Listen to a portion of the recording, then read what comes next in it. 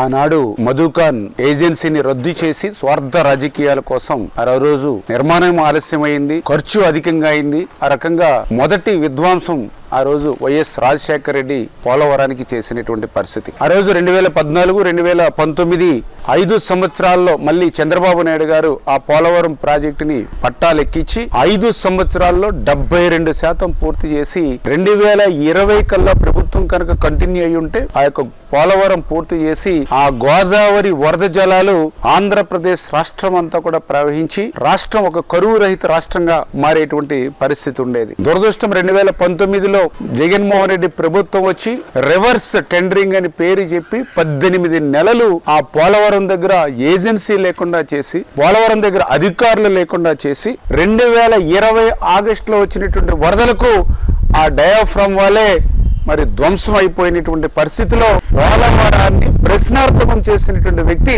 జగన్మోహన్ రెడ్డి కాదా అని చెప్పి ఈ సభాపూర్వకంగా మీ అందరినీ కూడా అడుగుతున్నారు.